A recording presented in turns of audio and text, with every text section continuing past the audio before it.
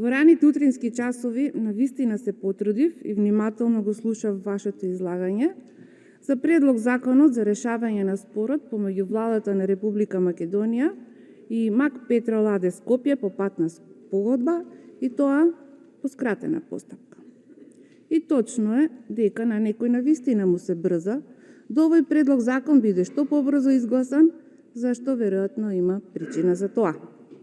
А причината на сите веќе добро ни е позната и токму поради таа причина вие и ние утрово сме овде и се обидуваме да спречиме еден очигледен криминал. А дали ќе успееме, тоа ќе го дознаеме после исцрпните дискусии. Верувам и убедени сме дека на овој предлог закон како подписници стојат лица кои подпишуваат спогодба која е на штета на државата и на штета на граѓаните на Република Македонија. Токму граѓаните, како и секогаш, и овој пат ќе бидат најмногу оштетени и најмногу ќе чувствуваат последиците од оваа штетна и матна спогодба.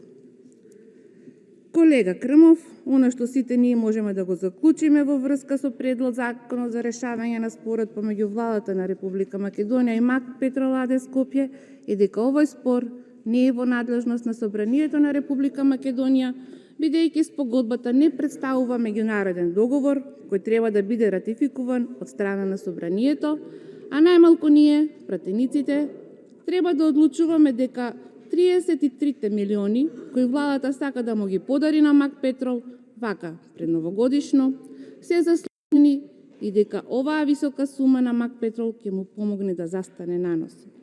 МАК Петрол сам по себе е гигант, а наспрема овој гигант ги имаме граѓаните на Република Македонија кои едва и крпат крај со крај.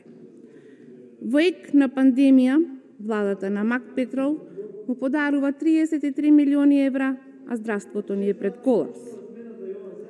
Почитуван колега, согласни сме дека со овој закон се озаконува еден невиден криминал од страна на владата, бидејќи со истиот се остава слободен пат на МЕР да плати високи 33 милиони евра пари на граѓаните, а на сметка на МАК Петрол АД Скопје. Оваа богата сделка, од која политичка и финансиска корист ќе имаат Заев и МАК Петрол, се прави во едно матно време, во услови кога буџетот, економијата, многу стопанственици се во тешка криза.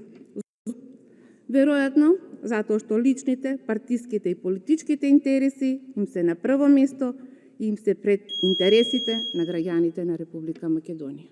Благодарам.